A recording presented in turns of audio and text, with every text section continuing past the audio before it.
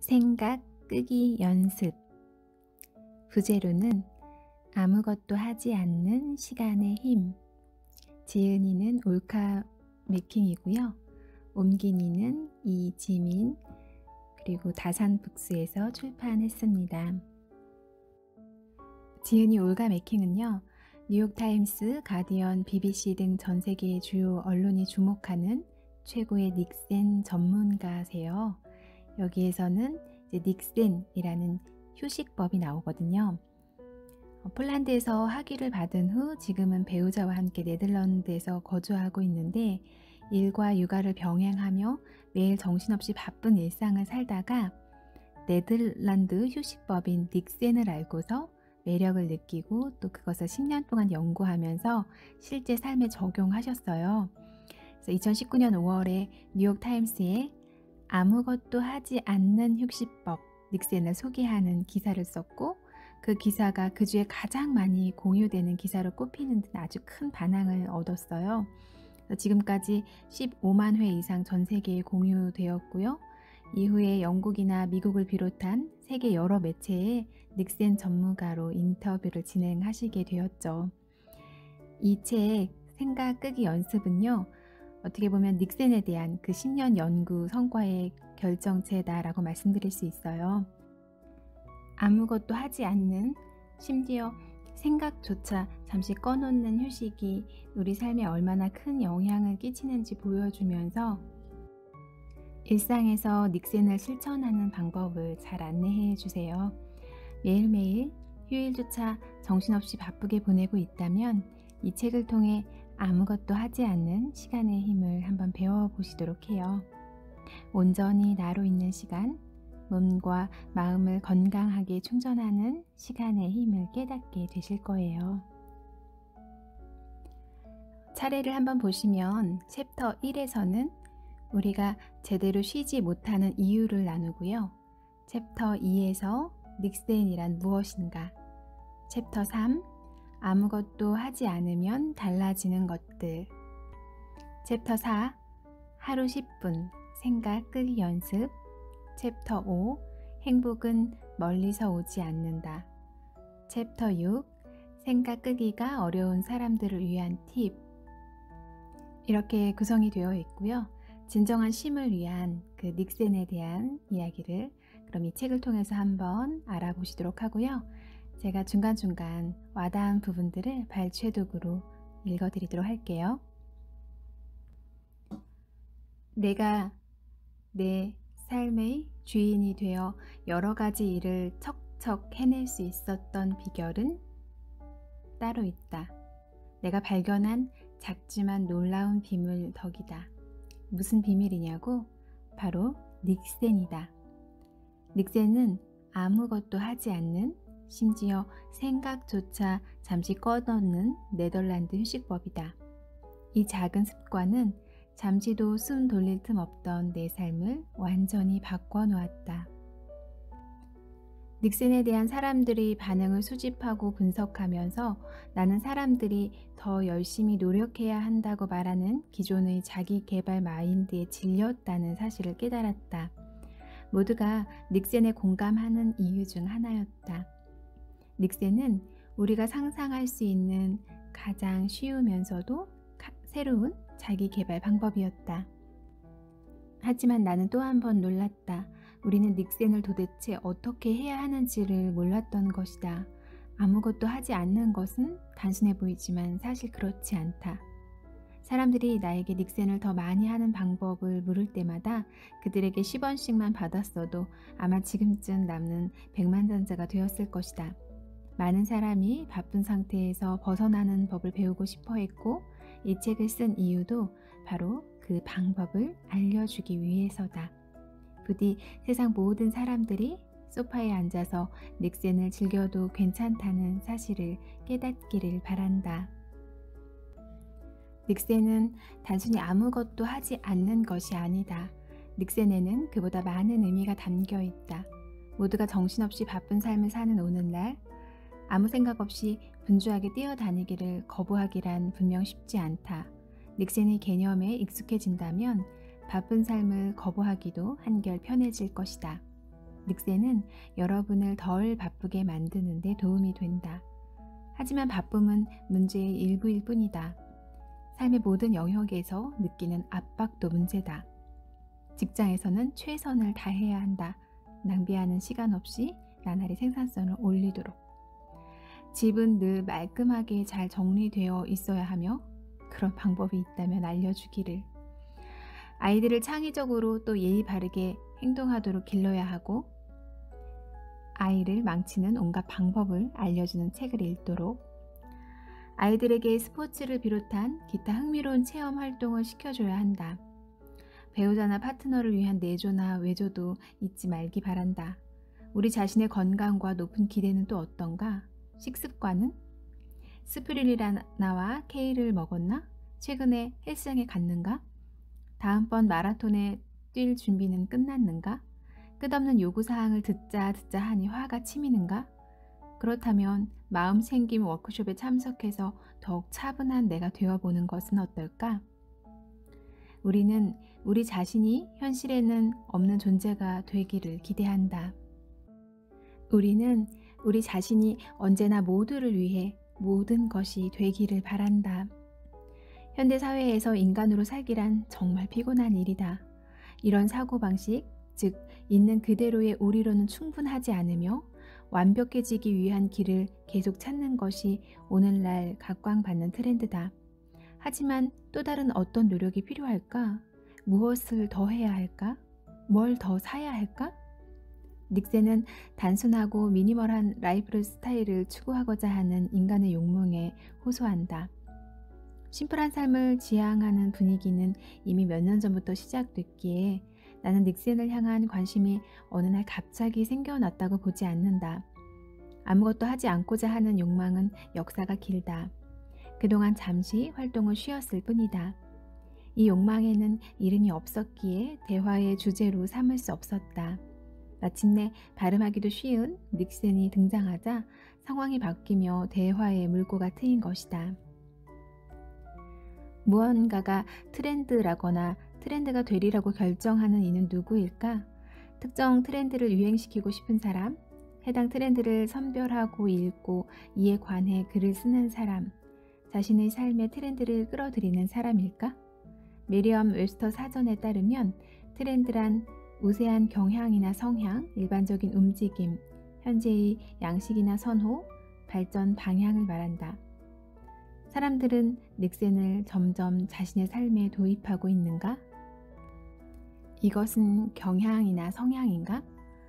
그렇다면 나는 이 책이 닉센을 정의하고 닉센을 자기 삶으로 끌어들이는 방법을 알려줄 수 있기를 바란다. 우리의 삶은 바뀔 수 있다. 닉센을 연구하면서 내가 발견한 모든 정보를 이 책에 담았다. 닉센은 여러분의 삶을 바꿔놓을 수 있다. 바쁜 삶에서 벗어나면 더욱 행복해지고 창의성과 생산성이 높아지며 더 나은 의사결정을 내리게 된다. 쉽지 않은 일인지도 모르고 다른 이의 도움이 필요할 수도 있겠지만 가능한 일이라고 본다. 각 장에서 우리는 닉센 철학의 다양한 측면을 살펴볼 것이다. 흥미로운 사실이나 이야기, 전문가의 견해를 곁들인 이 사이트도 추가했다. 내가 직접 겪은 사례뿐만 아니라 사회학, 생물학, 심리학, 역사, 다른 문화 간 의사소통, 심지어 물리학에 이르기까지 다양한 학문을 다룰 것이다. 닉센은 새로운 개념이라 알려진 정보가 많지 않아서 하나부터 10까지 직접 알아내야 했다. 각 장 끝에서는 3가지씩 질문을 던진다. 닉센을 하면서 편안하게 살펴보기 바란다.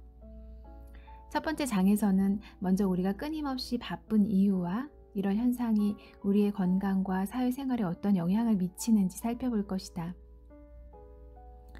나는 기술을 기꺼이 환영하는 사람이지만 스크린이 어떻게 삶을 잠식하고 시간을 앗아가는지 말하고자 한다. 심신이 겪는 스트레스도 들여다볼 것이다. 두 번째 장은 닉센이라는 개념과 익숙해지는 과정이다. 닉센에 해당하는 것과 해당하지 않는 것, 우리가 닉센을 이용하는 방법, 닉센에 대한 감정 등을 살펴볼 것이다. 미리 경고하자면 우리는 인식하지 못할 뿐 늘 닉센을 하고 있다. 세 번째 장은 닉센이 우리 삶에 어떤 방식으로 긍정적인 영향을 주는지를 살펴볼 것이다. 이 장에서 여러분은 닉센이 우리가 더욱 생산적이고 창의적이며 편안해지는데, 또한 의사결정 기술을 향상하는데 어떤 도움을 주는지 알게 될 것이다. 네 번째 장은 우리 삶에서 가장 중요한 영역, 즉 직장, 집, 공공장소에서 닉센을 하는 방법을 알아볼 것이다. 닉센을 더 많이 하는 방법을 알려주는 유용한 조언으로 가득한 장이다. 다섯 번째 장에서는 영토 크기가 작고 인구 밀도가 높은 네덜란드라는 나라를 내 시선으로 관찰한 바를 소개한다. 네덜란드만의 특수성을 파악할 수 있는 장이다. 물론 네덜란드인 가운데 내 의견에 반박하는 이들도 있겠지만, 나는 네덜란드가 왜 닉센을 수행하기 완벽한 장소가 됐는지 알려주고자 한다. 여섯 번째 장은 닉센이 효과적이지 않은 상황을 비롯해 닉센을 향한 비판을 살펴볼 것이다. 나의 결론은 확실하다. 닉센은 많은 이들에게 효과적이지만 모두에게 그렇지는 않다. 자신에게 잘 맞지 않는다고 애태우지 말기를 바란다. 그런 사람들을 위한 조언도 준비했다. 이 책을 끝까지 읽는다면 내가 닉센을 완벽하게 습득했는지 아니면 닉센을 하는데 철저하게 실패했는지도 알게 될 것이다. 일, 여가, 인간성의 미래를 예측해 볼 수도 있을 테다. 미래에 관한 그런 생각이 닉센과 도대체 무슨 관련이 있는지 궁금한가? 100% 상관 있다고 말하고 싶다. 닉센에 익숙해진다면 바쁜 삶을 거부하기 한결 편해질 것이다. 좀 쉬어보려고 자리에 앉으면 머릿속에 생각이 한가득 차오른다. 내 일을 생각하면 집안일이 눈에 들어오고, 그러다 보면 아이들이 떠오른다. 나는 걱정한다. 내가 잘하고 있나 생각한다. 노트북과 핸드폰은 쉴 새 없이 나를 불러댄다. 내가 놓친 기회는 없을까? 친구들에게 문제가 생기면 어떡하지? 내가 아이들의 삶을 망치고 있다고 말하는 아주 중요한 육아 기사를 놓치고 있는 것은 아닐까? 온갖 생각을 하며 나는 소파에서 일어난다. 때때로 나는 바쁜 게 쉬운 선택이라고 생각한다. 하던 일을 계속하는 것이 편하다. 온종일 해야 할 일의 목록을 점검하는 편이 모든 것을 멈추고 자리에 앉아 아무것도 하지 않는 것보다 쉽다. 사실 오늘날처럼 바쁜 세상에서 아무것도 하지 않는 것이야말로 가장 어려운 일이다. 버지니아 대학교의 저명한 심리학자 티모시 윌슨의 유명한 연구 결과가 보여주듯 우리에게 닉센은 너무 불편해서 우리는 한동안 가만히 앉아 있느니 차라리 전기 충격을 받는 쪽을 선호할지도 모른다. 가만히 앉아 있는 것이 즐거운 활동이라면 참가자들은 스스로에게 불편한 충격을 가할 필요가 없을 것입니다. 티모시는 말한다.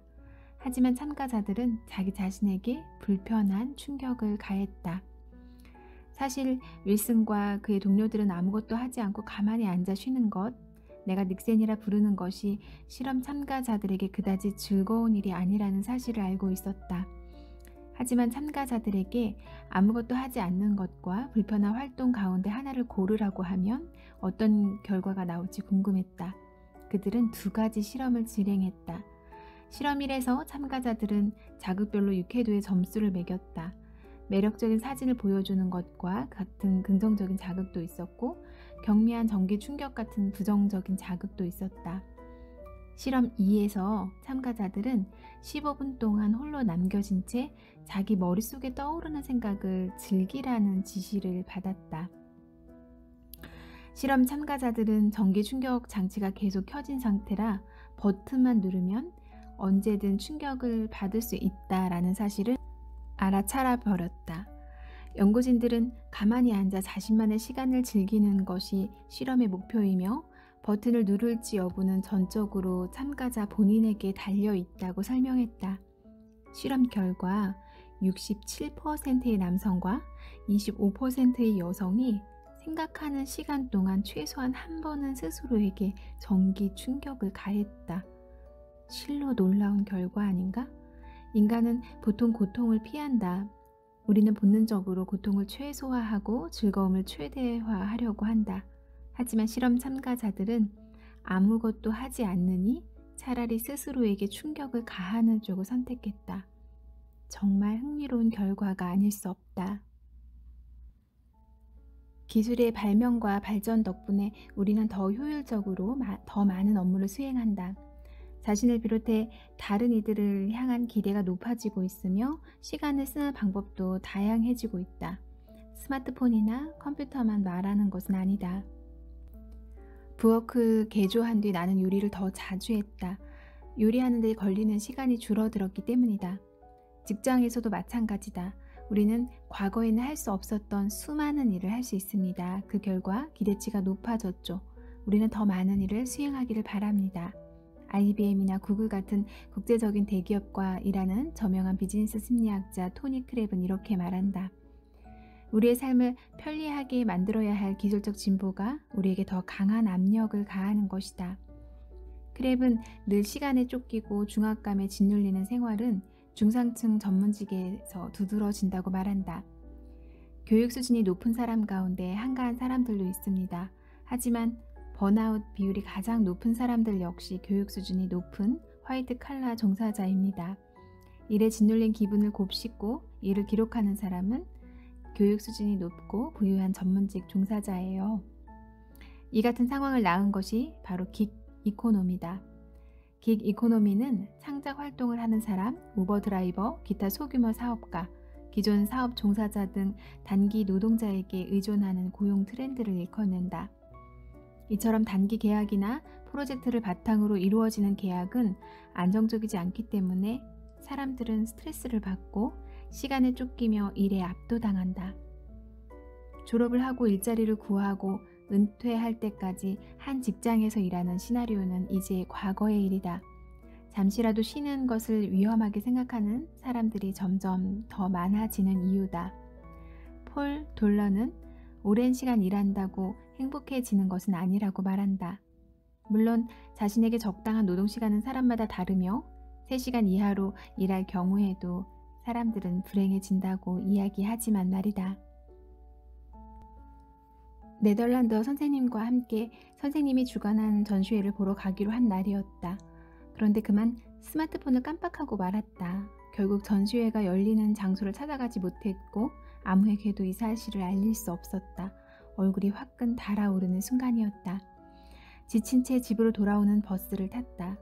스마트폰이라는 작은 사물이 나의 하루를 들었다 놓은 경험을 통해 나는 기술이 우리의 주위를 얼마나 산만하게 하는지, 우리 삶에 얼마나 강력한 영향을 미치는지 다시금 깨달았다. 한시도 손에서 놓지 않는 기기 덕분에 우리는 언제 어디서든 거의 모든 정보를 알아낸다. 손가락만 까딱하면 온갖 정보를 찾을 수 있는 삶은 정말 편리하다. 하지만 전시장에 도착하지 못한 경험을 통해 나는 과거에는 이 모든 것을 모르는 상태로 살았다는 사실이 떠올랐다. 이제는 너무 많은 정보 때문에 주의가 산만해진다. 심리학자 도린 도전 머기는 기술이 우리 대인관계와 게으름을 부리는 능력에 얼마나 많은 영향을 주는지를 연구한다. 기술 장치나 전자기기 화면으로 자신을 달래는 사람이 많다는 사실을 포착한 그녀는 이것이 튼튼하고 일관적인 자존감을 기르는데 어느 정도로 영향을 미치는지 궁금해졌다.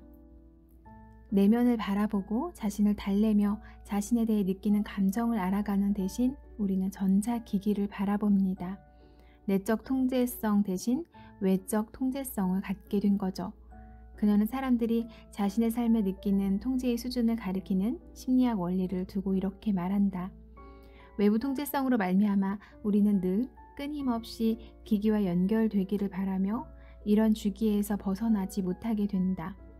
우리는 더 나은 기분을 느끼기를 바라고 우리 손에 들린 기기가 그러한 기분을 선사해 주리라 믿는다. 크리스 베일리는 기기를 켜서 스크롤을 하고 싶은 욕망을 제어하는 것이 우리에게 도움이 된다고 말한다. 화면을 바꾸고 휙휙 읽어보고 스크롤하는 온갖 행위는 비생산적일 뿐만 아니라 집중력에도 안 좋은 영향을 미친다. 우리는 자신을 달래기 위해 스마트폰에 더 의존하게 될 뿐만 아니라 주위가 한층 더 산만해지면서 결국 자신을 더욱 달래야 한다. 악순환인 셈이다. 기술은 사생활과 업무 간의 경계도 불분명하게 만든다. 기술 덕분에 우리는 한밤중에도 이메일을 확인한다. 해가 뜨기도 전에 다른 시간대에 있는 고객과 영상통화를 하며 밤낮 가리지 않고 인터넷에서 자료를 찾는다. 시간과 장소에 얽매이지 않고 일할 수 있는 환경이 마련되자 일에 대한 생각도 바뀌었다.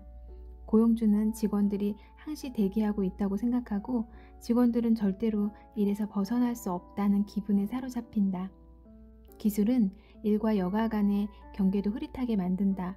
우리가 여가로 하는 일의 상당 부분이 업무를 볼 때 하는 일과 상당히 겹치기 때문이다. 심리학자 산디만에게 내가 페이스북을 둘러보면서 그걸 자료 조사라고 말한다고 얘기했더니 그녀 역시 자신도 그렇다며 흥미로운 이야기를 들려주었다.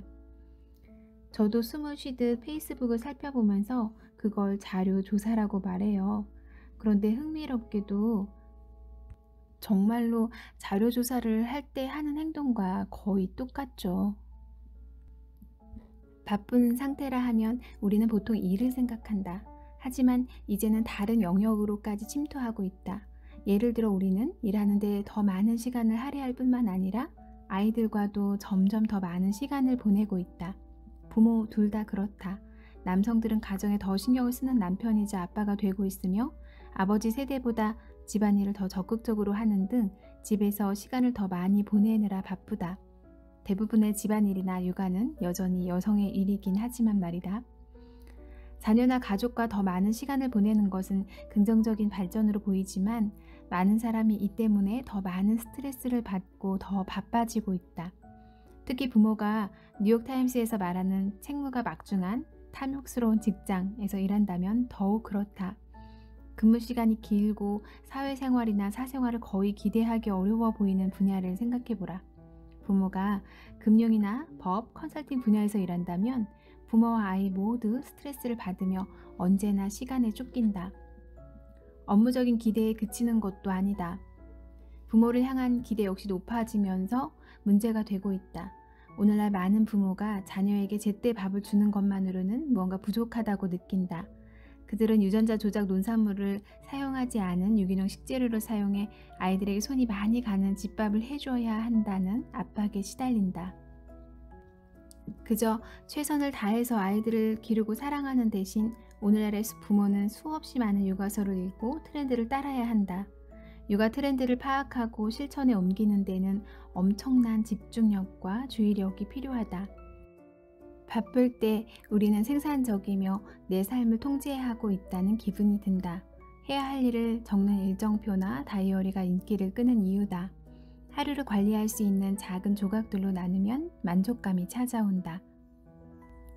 하루를 단순하고 선형적인 구조로 보면서 일, 빨래, 저녁 준비 등 명확한 할 일을 할당한 뒤 하나씩 처리해가며 완료 표시를 할 때 우리는 생산성과 만족감을 느낀다. 인간은 아무리 사소할지언정 목표를 세우고 목표를 달성했을 때 느낄 만족감을 향해 달려가는 과정을 좋아한다. 하지만 이 과정에서 해야 할 일이 너무 많아지면 바쁘다는 생각이 들기 시작한다. 우리가 바쁜 상태에 머무는 진화적인 이유 중 하나는 연결되고 소속되기를 바라는 인간의 깊은 욕망과 관련이 있다. 가령 다른 이들이 줄기차게 바쁜 모습을 보면 우리는 나도 그래야 하는 것은 아닌지 압박을 받는다. 남들이 하는 대로 하지 않았다가는 아주 큰 대가를 치를 수 있다. 실제로 뇌 촬영 결과 실험 참가자가 최근에 거절을 당한 상황을 떠올릴 때 물리적인 고통과 관련한 뇌 부위가 활성화하는 모습을 볼 수 있었다. 남들과 어긋나는 상태는 말 그대로 상처가 되는 것이다. 거절이나 소외 같은 감정은 정신적, 물리적, 건강 악화 같은 더 큰 문제로 이어지기도 한다. 물론 아무리 직업관이 확실한 사회일지라도 바빠야 한다는 동료들의 압력에서 벗어날 방법이 없는 것은 아니지만 분명 쉬운 일은 아니다. 아무것도 하지 않고 휴식 시간을 가질 때면 다양한 감정이 찾아온다. 이 중 전 세계 사람들이 느끼는 가장 심오한 감정은 충분한 노력을 기울이지 않을 때 느끼는 죄책감이다. 서양에서는 죄책감에 온갖 다양한 메시지와 정반대의 감정이 수반된다. 우리는 일을 하지 않을 때 죄책감을 느끼지만 너무 많은 일을 할 때도 죄책감을 느낀다. 때때로 우리는 죄책감을 느낀다는 사실에 죄책감을 느끼는데 이 경우 문제를 해결하기가 더 어렵다. 우리는 아이들과 시간을 보내지 않을 때, 일을 하지 않을 때 죄책감을 느낍니다. 자신을 위해 휴식을 취할 때는 엄청난 이중 자책감에 시달리죠. 우리는 늘 무언가를 해야 한다고 생각합니다. 나와 인터뷰를 하기 전 딴짓에 관한 워크숍을 진행했던 산디만은 이렇게 말했다. 저는 여름과 크리스마스 시즌에 일을 설렁설렁하는 환경에서 자랐죠. 1년 내내 일할 수는 없어요. 크리스마스 시즌에는 뇌가 제대로 작동하지 않거든요. 그래서 아예 전원을 뽑으려고 해요. 스칸디나비아 국가의 시스템을 모방하려고 합니다. 휴식을 취할 때면 완전히 차단하죠. 쉬운 일은 아니지만 말이에요. 12년째 미국에서 살고 있는 이탈리아인 연구가 실비아 벨레자의 말이다. 벨레자는 자신의 일을 좋아하지만 미국의 직업관이 그녀를 크게 바꿔 놓았다고 했다. 그녀는 자신이 휴가 중이라는 것을 사람들에게 알리고 싶지 않아 부재 중에 비서를 고용하기도 했다고 고백했다. 이탈리아와 미국 두 곳 모두에서 죄책감을 느끼는지 묻자 그녀는 이렇게 답했다. 물론이죠. 그런데 이탈리아에서는 일요일에 부모님과 시간을 보내는 대신 일을 할 때 죄책감을 느끼죠. 죄책감은 불쾌한 감정이지만 우리만 그러한 감정을 경험하지는 않는다는 사실은 위안이 된다. 죄책감은 우리 모두를 연결하는 감정인 것이다. 아무것도 하지 않는 것의 진정한 의미. 닉센이 지닌 힘을 이해하고 제대로 인식하기 위한 첫 번째 단계는 아무것도 하지 않는 일에 대한 우리의 판단과 우리가 아무것도 하지 않는 것을 말하는 방식을 인정하는 것이다. 우리가 아무것도 하지 않는다라고 말할 때를 생각해보자. 우리는 아무것도 하지 않는다고 말할 때 보통 부끄러워한다. 일과 관련한 상황에서는 더욱 그렇다. 우리는 일을 해야 할 시간에 페이스북 페이지를 볼 때면 아무것도 아니에요 라고 말한다. 아무것이라는 말은 어떤 면에서 중요하지 않다는 뜻으로 해석된다. 더 최악의 경우 바람직하지 않은 것으로도 여겨진다. 내가 가장 아끼는 카펫 위에 초콜릿과 과자 부스러기가 널려 있는데도 아이가 아무것도 하지 않았다고 말할 때를 아무리 뒤져도 예전에 사둔 최고급 벨기에 초콜릿이 보이지 않을 때를 떠올려 보자. 영국 심리학자 산디만은 게으름에 관해 이렇게 말한다. 부정적인 용어처럼 들리죠? 사람들은 나는 너무 게을러 하고 말하며 자기 자신을 질책하거나 다른 이들의 게으름을 비난합니다. 하지만 우리가 오늘 아침은 빈둥거리며 보냈어 라고 말할 때 반드시 부정적인 의미가 담긴 것은 아닙니다. 오히려 좋은 시간을 보냈다는 뜻처럼 여겨지죠. 산디만은 게으름이 너무 심해질 때만 문제가 된다고 생각한다. 뉴욕타임스에 실린 내 기사가 갑자기 인기를 끌면서 주위 사람들은 나에게 닉센을 할 시간을 더 많이 확보하는 방법을 물었다. 나도 몰라요. 5분 동안 앉아서 그냥 해보세요. 나는 이렇게 말했다. 별로 도움이 되지는 않았을 테다. 아무것도 하지 않는 일을 모두가 자연스럽게 할 수 있는 것은 아니기 때문이다. 우리는 왜 아무것도 하지 않기를 잘하지 못하는 걸까? 그 일이 왜 그렇게 힘들까? 곰곰이 생각한 끝에 나는 사람들에게 건네는 조언을 바꾸었다. 이제는 누군가 같은 질문을 던지면 그냥 하세요. 할 수 있을 때, 그리고 할 수 없거나 너무 힘들 때, 혹 너무 짧은 시간밖에 내지 못하더라도 걱정하지 마세요. 한번 시도해보고 자신에게 맞는지 살펴보세요. 그리고 잊지 마세요. 단 몇 분만으로도 충분하다는 걸요. 닉센이 그토록 힘든 이유 중 하나는 우리가 가령 일보다 덜 생산적으로 보이는 일을 할 때 수치심을 느끼기 때문이다. 우리는 창문 밖을 바라보거나 가만히 앉아 있거나 방을 둘러보는 행위처럼 시간 낭비로 여겨지는 활동을 하찮게 여긴다. 따라서 즉각적인 결과가 따르지 않는 활동에 참여하기가 힘든 것이다. 우리가 닉센을 하는 동안 이루어지지 않는 모든 일을 생각할 때 우리는 아무것도 하지 않는 것에서 즉각적인 가치를 느낄 수 없다. 그냥 하라 라고 말하기는 쉽지만 사실 일을 수행하려면 관점을 180도 바꾸어야 한다. 우선 닉센을 있는 그대로 바라보며 닉센이 가져오는 놀라운 효과를 직시해야 한다. 있는 그대로 말하는 데서 출발해보자. 페이스북을 보거나 넷플릭스를 시청할 때는 아무것도 하지 않는다고 말하는 대신 실제로 하고 있는 일을 말해보자. 죄책감을 느끼거나 무언가 더 나은 일을 해야 한다고 생각하더라도 말이다. 페이스북을 보는 시간과 장소도 필요하다. 넷플릭스를 연속으로 시청하는 시간도, 닉센을 하는 시간도 필요하다. 우리가 무언가를 할 때는 저마다의 이유가 있다. 그 모든 시간을 내 것으로 만들자. 닉센은 무작위로 수행하는 보잘것없는 활동이 아니다. 닉센으로 얻을 수 있는 이득은 중요하고 즉각적이며 지속적이다. 어떤 사람들은 아무것도 하지 않는 것은 아무런 도움이 되지 않는다라고 말하지만 나는 이렇게 말하고 싶다.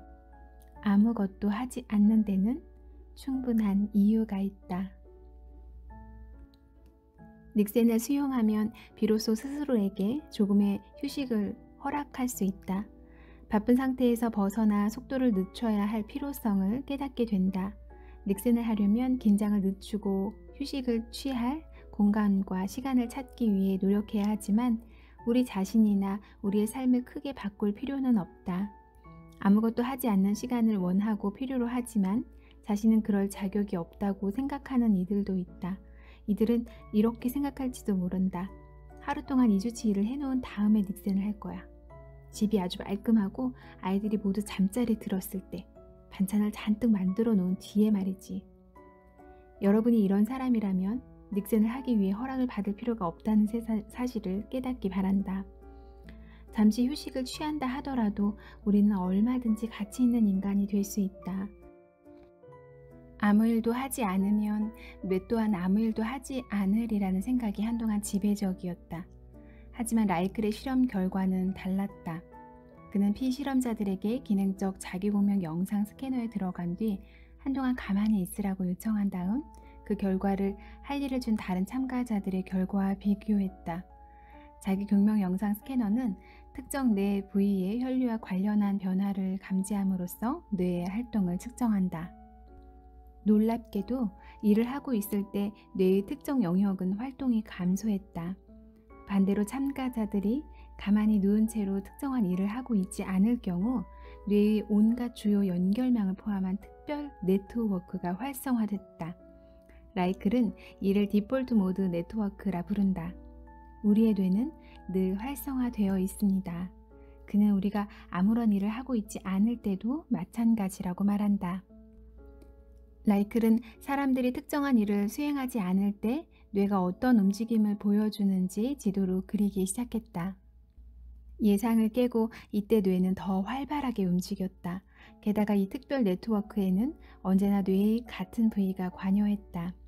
다시 말해 닉센이 바로 기본 상태, 즉 디폴트 모드이며 우리는 내면의 욕망이나 걱정 혹은 돈 같은 외부 자극에 동기부여될 때만 뇌의 특성 영역이 깨어나는 것이다. 우리가 업무에 착수하면 뇌의 특정한 영역이 활성화하며 다른 부위는 차단되고 또 다른 부위는 자기 차례를 기다린다. 라이클은 디폴트 모드가 뇌의 중요한 모드라고 생각한다. 이 시스템이 활성화하는 것이 중요합니다. 정말 놀랍지 않나요? 당장 주어진 일이 없을 때 뇌에서 일어나는 일 말이에요. 뇌는 스스로에게 조용히 말을 건네는 거예요. 아무것도 하지 않을 때 뇌는 무엇을 하냐고 묻자 그는 잠시 생각에 잠기더니 이렇게 대답했다. 모든 일을 하죠. 미루기는 아무것도 해결해 주지 않는다. 얼핏 보기에 미루는 것은 닉센과 비슷해 보인다. 하지만 심리학자 줄리 프라가의 주장에 따르면 건강을 증진하고 스트레스를 낮추기 위해 아무것도 하지 않는 것과 미루기 사이에는 미세한 차이가 있다. 아무것도 하지 않는 이유가 바로 그 차이다. 휴식을 즐기면서 우리는 무언가를 회피하는 게 아니다. 하지만 무언가를 미룰 때 우리는 특정한 활동을 피하고 있다. 그 활동을 할 때 발생하는 감정을 모면하기 위해서 말이다. 어떤 사람들은 미루는 게 아니고 일하고 있다고 말하며 책장에 꽂힌 책을 색깔별로 정리하고 오래된 메일을 정리하고 집안을 청소한다.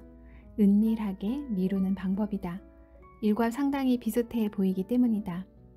침대에 누워 영화를 본다면 자기가 무언가를 미루고 있다는 걸 스스로도 알죠. 하지만 청소기를 돌리고 파일을 정리하고 오래된 메일을 삭제하고 가나다 순으로 책장을 정리할 때면 자신이 생산적이라고 생각합니다. 미룬다는 느낌을 별로 못 받죠. 그레첸 루비는 이렇게 설명한다. 닉센은 우리에게 아무것도 하지 않는 매우 확실한 시간과 장소를 줌으로써 미루기라는 문제에서 벗어나도록 도와준다. 닉센을 통해 새로운 에너지로 무장한 우리는 다시 일을 하거나 아직 끝내지 못한 일을 마칠 수 있게 된다. 하루 10분 생각 끄기 연습. 직장에서 이렇게 실천해보자. 휴식 시간에 닉센을 한다. 컴퓨터 모니터에서 눈을 떼고 사무실 전체를 쭉 둘러본 뒤 눈을 감는다. 점심 식사를 기다리는 동안에는 스마트폰을 쓰지 않고 가만히 쉬어보자. 업무에 집중하기 어려울 땐 모니터에서 눈을 떼고 잠시 눈을 감아도 좋다. 지하철을 타고 출퇴근할 때 단 몇 분만이라도 이메일을 확인하거나 페이스북에 접속하는 대신 아무것도 하지 않는다. 교통체증에 걸리면 분통을 터뜨리지 말고 심호흡을 하면서 가만히 앉아있는다. 가능하다면 닉센을 할 수 있는 조용한 방이나 장소를 찾는다. 회사에 도착하면 서두르지 말고 잠시 자리에 앉아 가만히 있는다. 일을 마치고 집으로 돌아가기 전에도 똑같이 한다. 틈틈이 닉센을 하면서 한 모드에서 다른 모드로의 전환을 분명히 한다. 필요할 때만 회의에 참석한다. 남는 시간에는 아무것도 하지 않는다. 집에서 생각 끄기. 다른 사람의 시선에 자유로워진다. 편안한 환경을 만든다. 배우자와 가사 분담을 한다. 아이들에게도 도움을 받는다. 전문가의 손을 빌린다. 아이들에게 바쁜 일정을 강요하지 않는다. 아이들의 롤 모델이 된다. 다 같이 아무것도 하지 않는다. 집안에 편안한 소파나 의자, 조용한 자리를 마련해 둔다. 집안일을 하나씩 끝낼 때마다 잠시 멈춰 쉬는 시간을 갖는다. 재택근무를 할 때도 쉬는 시간은 필요하다. 잊지 말고 닉센을 할 시간을 마련한다. 가사 노동과 감정 노동, 자녀 양육 역시 일이며 적절한 휴식이 필요하다는 사실을 잊지 않는다. 아이를 돌보고 집안일을 하는 것 역시 일이다. 반드시 휴식을 취하며 이때 닉센을 하자. 일 하나를 끝낼 때마다 잠깐의 닉센으로 마무리한다. 책을 읽을 때는 잠시 내려놓고 아무것도 하지 않은 채 몇 분을 흘려보낸다. 주인공이 한 행동을 생각해 봐도 좋다. 무의식적으로 페이스북을 둘러보고 있다면 당장 그만두고 닉센을 한다. 눈뜨기 전이나 잠들기 전에는 뉴스를 확인하지 않는다. 잠자리에 들었는데 잠이 오지 않는다면 자리에서 일어나 캐모마일 차 한 잔과 함께 닉센의 시간을 가진다. 침대에 누워서 잠시 아무것도 하지 않아도 좋다. 공공장소에서 생각 끄기. 닉센을 하며 운동을 한다. 일상을 잊게 하는 취미를 찾는다. 닉센하기 좋은 장소를 찾아간다. 버스나 지하철에서 무의식적으로 SNS를 둘러보고 있다면 당장 그만둔다.